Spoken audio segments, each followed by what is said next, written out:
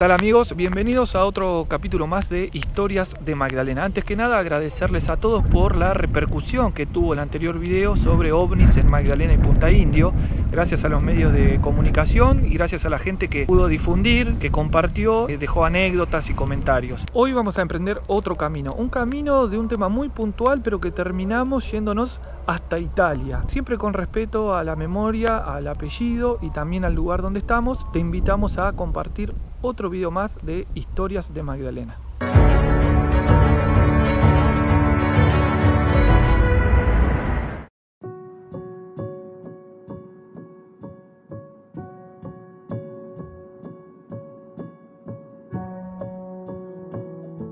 Caminando por el cementerio uno puede encontrar diferentes características. Todos sabemos que es historia, que es patrimonio, que es parte de nuestra identidad como magdalenenses. Es un laberinto.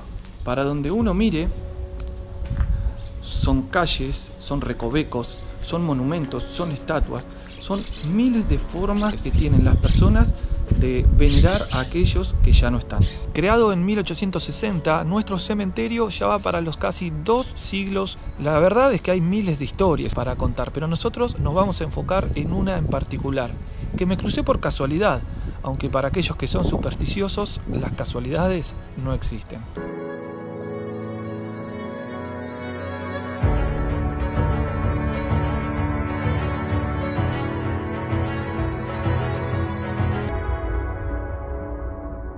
Muy cerca de la entrada principal, hacia el lado derecho, nos vamos a encontrar con una cripta muy particular, la que tengo aquí detrás mío.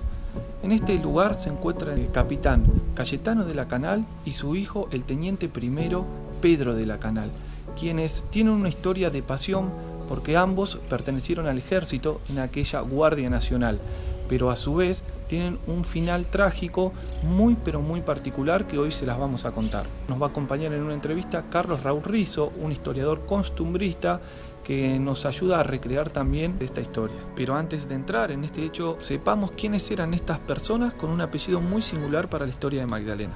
Francisco Fernández de la Canal fue el primero en llegar a Buenos Aires a principios del siglo XVIII, casándose con una miembro de la familia González de Leiva y teniendo 8 hijos, uno de ellos llamado Vicente de la Canal y Leiva, quien conoce a María Isabel Lozano Gómez de Saravia y Escobar, cuya familia tenían campos en el partido de Magdalena. Este se ubicaba en las inmediaciones del Arroyo del Pescado, en el kilómetro 16 de la Ruta 11, siendo otro de los límites el que conocemos como Camino a la Balandra. Allí comienza la dinastía en nuestras tierras. Los Gómez de Saravia, que era el apellido de la mujer, eran una familia de antiguos registros como poseedores de campos en toda esa zona, de la Ensenada hacia esa zona de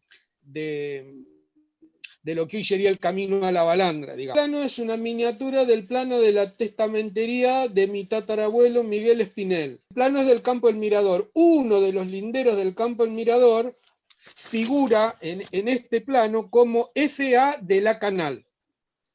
O sea que en esa zona de lo que hoy sería entre el Zapata y el Pino, siempre hablando de Ruta 11, por lo menos un campo tenían ahí. Juan León de la Canal es uno de sus 13 hijos, siendo su esposa doña María Lucía Rivero. De esa relación nace don Juan José de la Canal Rivero, teniente alcalde del Pescado, luego juez de paz y dueño de un establecimiento rural. Conoce a Micaela Gómez de Saravia y Ponce de León y tienen 8 hijos, entre ellos Cayetano de la Canal, uno de nuestros protagonistas, quien a su vez se casa con María Ramírez y producto de ese amor nace Pedro de la Canal en 1831, nuestro otro protagonista, y su hermano Victorio en 1834, a quien luego le haremos un párrafo especial. Ahora bien, para continuar con esto, nos trasladaremos en el tiempo y en el espacio. Nos vamos a ir a 1855 a la ciudad de Benito Juárez.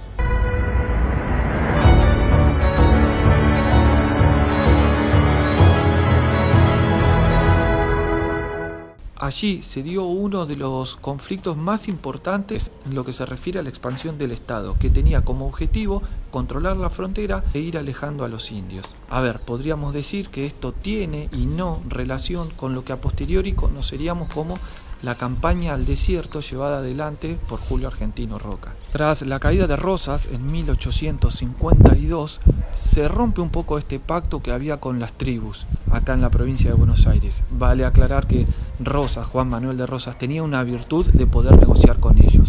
Finalizado esto, es el coronel Mitre quien plantea una expansión y darle un escarmiento a todas estas tribus, pero sufre una humillante derrota de manos de Catriel, Cafulcural y Cachul.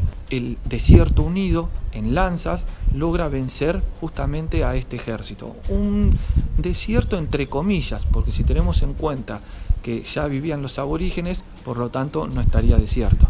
Manuel Hornos era el jefe de fronteras allá por 1855, se llamaban fronteras a las divisiones interiores que había en la provincia, de los lugares que iba ganando el cristiano, y la frontera eran las partes de las tierras que dominaba el indígena.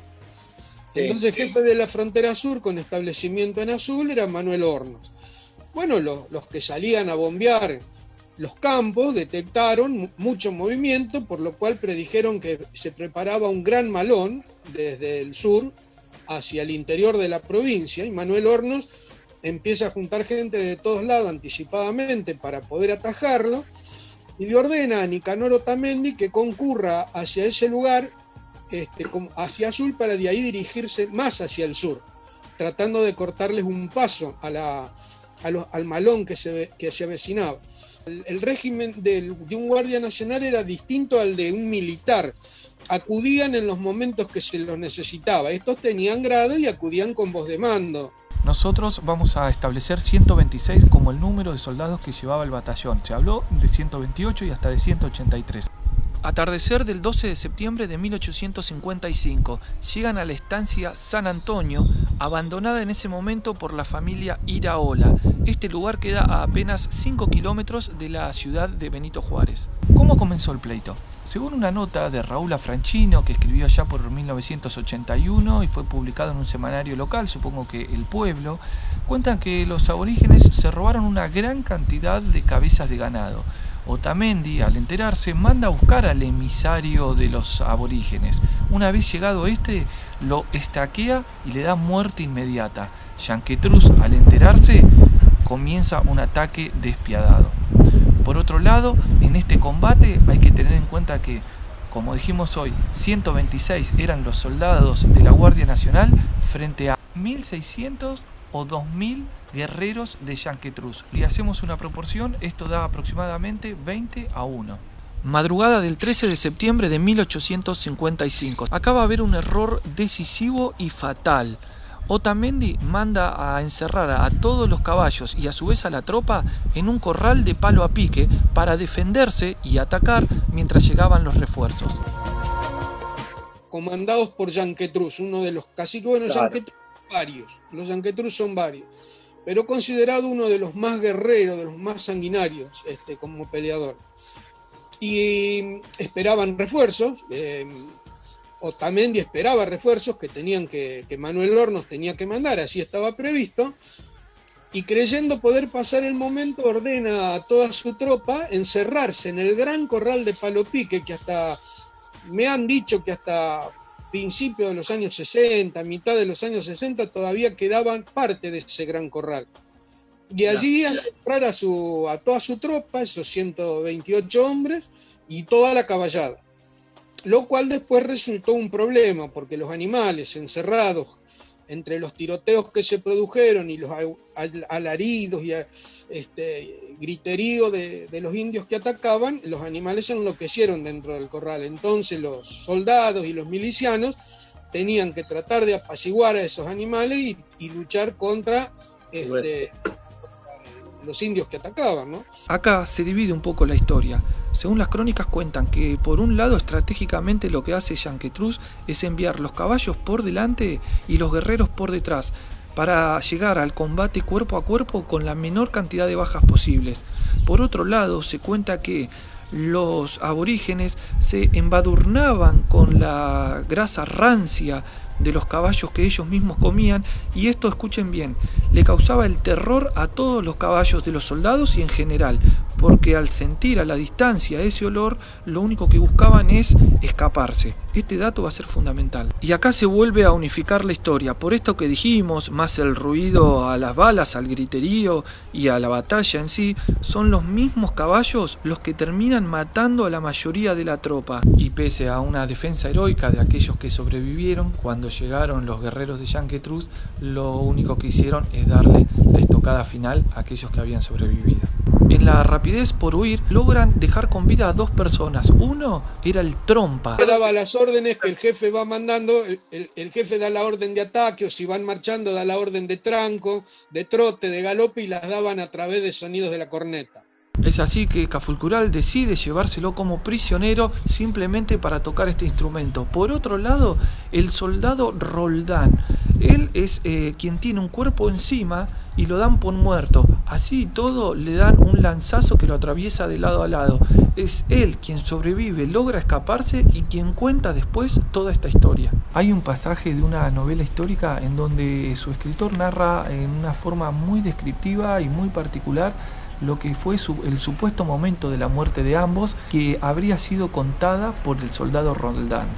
Vi morir al capitán de la Canal alcanzado por un bolazo en plena frente. Nunca podré olvidarme de esto, puesto que el hijo, también soldado, vio al indio que había matado a su padre y se le tiró encima con una furia y rabia increíble. Tenía tanto odio y tantas ganas de venganza encima que el salvaje, a pesar de ser mucho más grande, no aguantó ni un minuto. 3 sablazos cruzados y un montón de patadas acabaron brutalmente con él. Después un lanzazo por la espalda acabó con la vida del joven de la Canal.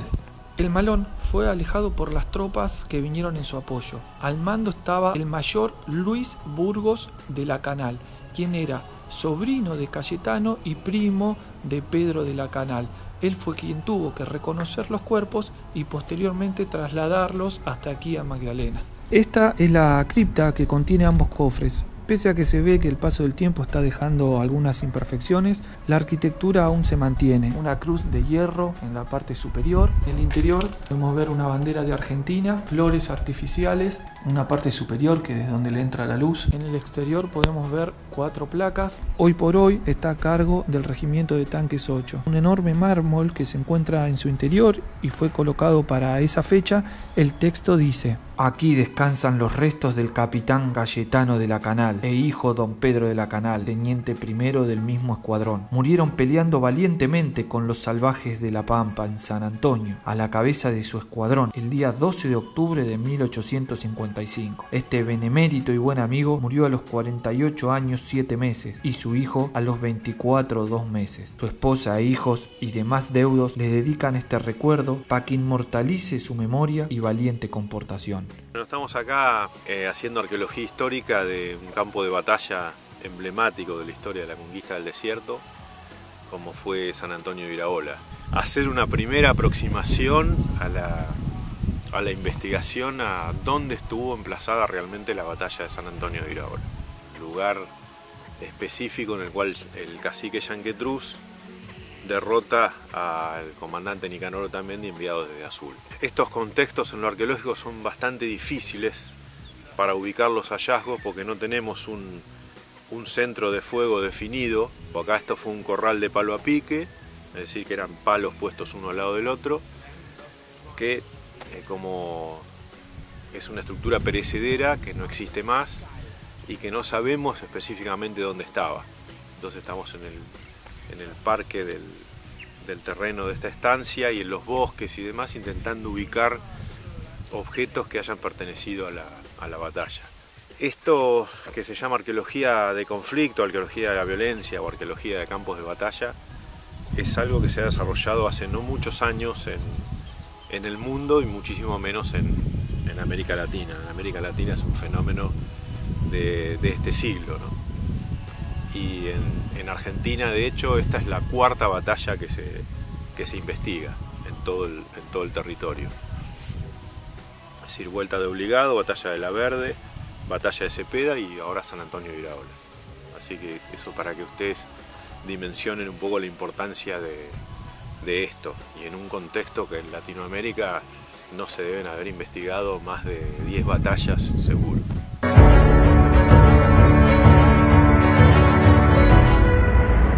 Bueno, comencemos con las conclusiones. En el texto fiel que leímos recién se podía encontrar que decía 12 de octubre. Ese es un error, porque si tenemos en cuenta que fallecieron el 13 de septiembre, podemos deducir que este fue el día de su sepultura y el mes que tardaron en trasladarlos hasta el cementerio de Magdalena. Por otro lado, siempre nos llamó la atención ese tercer cofre que aparece, y después de varias investigaciones hicimos la deducción de algo que suponíamos, que ese pertenece al cuerpo de María Ramírez, esposa de Cayetano y madre de Pedro. También esto nos abrió otra pequeña puerta, pero para eso nos tenemos que ir hasta el Centro Cultural. Bien, nos encontramos en el Centro Cultural. Quizás muchos no se hayan dado cuenta de lo que les vamos a mostrar ahora. Otros sí, pero no sabían de quién se trataba. En el árbol genealógico pudieron reconocer ese nombre, pero no habíamos profundizado. En este caso vamos a hablar de Máxima de la Canal, tía abuela del protagonista de nuestra historia, el capitán Cayetano de la Canal, que hoy por hoy la puerta de lo que era su bóveda se encuentra aquí en el Centro Cultural. Tiene aproximadamente unos 2 metros de altura. Los bordes son de hierro, o sea, ha sido una puerta importante de una bóveda, y en su centro dice Máxima de la Canal de Nieto. Falleció el 19 de septiembre de 1864 a los 90 años de edad. Sus hijos, profundamente reconocidos a las virtudes que la adornaron en su dilelada vida, consagran su respetable memoria en este momento. Son inscripciones BM donada al museo por Teresa de Lobo. Volvemos al cementerio a continuar con nuestra historia.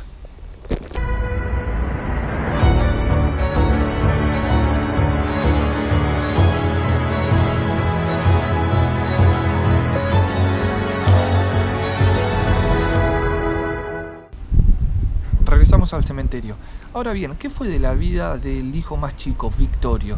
Bueno, a la posteriori fue el fundador de la ciudad de Necochea, junto a otras 2 o 3 personas allá a fines del siglo XIX, y por lo tanto quedó como una persona destacada de la comunidad. El apellido de la Canal se ha dispersado a lo largo y a lo ancho de la provincia de Buenos Aires. Principalmente se encuentran en Chascomús, donde al momento de ocurrir este hecho vivían Pedro Cayetano y María Ramírez en una estancia en la localidad de Gándara.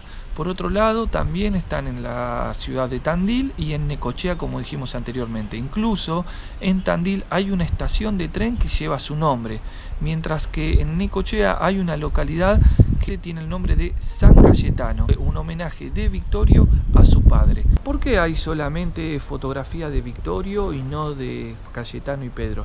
Porque Victorio, al ser el más chico, muere entrado en 1900, en donde existía la fotografía, mientras que para la muerte de ambos protagonistas de nuestra historia todavía no había llegado al Río de la Plata, como tampoco pudimos encontrar, luego de un arduo trabajo de búsqueda, ni siquiera retratos o pinturas de ambos. Es más, para reconstruir nuestras imágenes tuvimos que ir a la foto de Victorio para poder copiar algunos rasgos físicos de los protagonistas. Lo que sí encontramos es que en 1956 el pueblo de Magdalena le rinde un homenaje al cumplirse 101 años de su muerte. Por último, ¿por qué esta historia de 124 soldados muertos, una historia también de valentía, queda como oculta en la historia de nuestro país?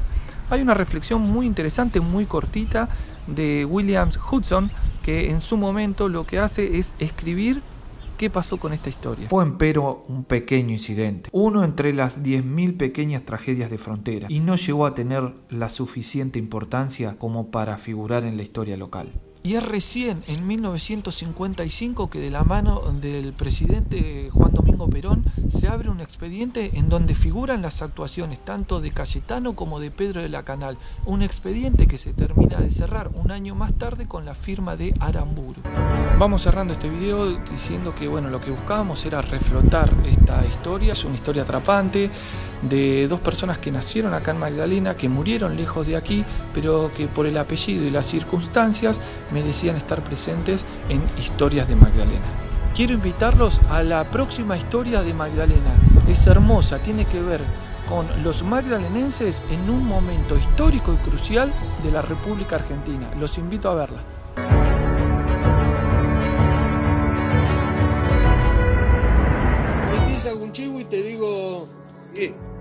Este es el último libro, no es el último, pero en este libro está dedicado a Magdalena. Se llama Asuntos Magdalenenses.